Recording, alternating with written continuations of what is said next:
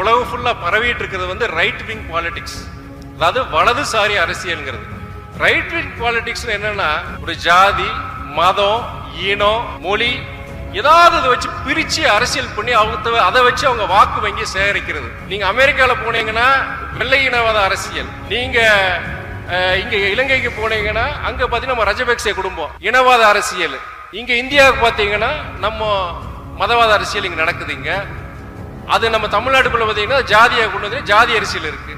இந்த ஜாதி மத இதெல்லாத்தையும் புறந்தள்ளிட்டு ப்ரொக்ரெசிவ் பாலிடிக்ஸ், ப்ரொக்ரெசிவ் முன்னேற்ற அரசியல் நான் சொல்லுவேன். நான் மக்களுக்கு என்ன தேவைப்படுது, அடிப்படை தேவை மக்கள் வந்து நான் சொல்றேன் இல்லையா, நம்ம அதாவது வந்து நான் நகரத்துக்கு போனதுக்கு அப்புறம் என் நண்பர்களுக்கு பல சொல்லியிருக்கேன். நான் நீங்க நம்புவீங்களே இல்லையாப்பா, கிராமங்களுக்கெல்லாம் பாத்தீங்கன்னா வாரத்துல ஒரு நாள் தான் குடி தண்ணீர் வருது.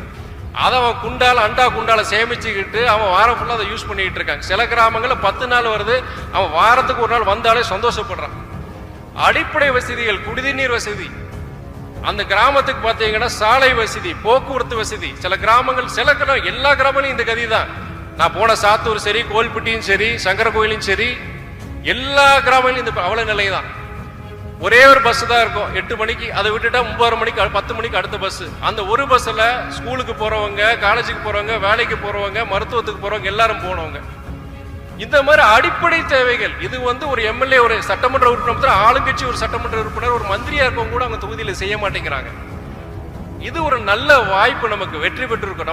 நம்ம டாக்டர் ரகுராமே ஜெயிச்சிருக்காரு, நம்ம அமைச்சர் அண்ணாச்சி கே சாரோடைய ஆசி நம்ம கிட்ட இருக்கு, ஒரு அருமையான ஒரு முதலமைச்சர் கிடைச்சிருக்காங்க.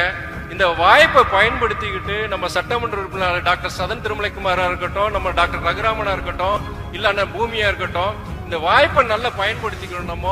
நம்ம வந்து எந்த ப்ரொக்ரெசிவ் பாலிடிக்ஸ் சொல்றதுல முன்னேற்ற அரசியல், அதை நீங்க செஞ்சீங்கன்னா நம்ம ஜனங்களை குறை சொல்றோம். காசு வாங்கிட்டு தான் அண்ணாச்சியோட சொன்னாங்க, விநாயகமூர்த்தி இனிமே எல்லாம் செய்யணும், காசு கொடுக்க மாட்டேன்னா ஓட்டு போட மாட்டேன், அது ஒரு சரிதான். ஆனால் ஒரு கட்டத்துல ஜனங்க வந்து நீங்க நல்லது செஞ்சுட்டீங்க வச்சுக்கோங்க, அப்போ நீங்க விட அவங்க உங்களை விட மாட்டாங்க.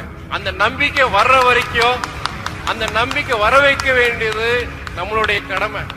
இன்னைக்கு அந்த நம்பிக்கை இல்ல ஜனங்க கிட்ட, அதான் அவன் துட்ட எதிர்பார்க்கிறான். ராவணாண்டான்னா ராமாண்டான் என் கதி அதே மாதிரி தான் சொல்லிட்டு எவனா இருந்தாட்டும், எவனா இருந்தாலும் இப்படிதான் வரப்போறான். கொடுக்குற காசை வாங்கி வச்சுட்டு அவனை குத்தம் சொல்ல முடியாது. ஏழைப்பாளைகள் படிச்சவனே பாத்தீங்கன்னா மைண்ட் லெவல கரெக்டா இருக்கான். நான் அதான் நிறைய பேர்கிட்ட சொல்லுவேன். நம்ம நகரத்துல அதாவது வந்து படிச்சவன் தப்பு செய்யும் போது, வசதி படிச்சவன் தப்பு செய்யும் போது அவன் தான் குற்றவாளி. படிக்காம அந்த கிராமங்களுக்கு பாத்தீங்கன்னா அவன் பாவம், அவன் காசு வாங்குறத குறையா சொல்றாங்க.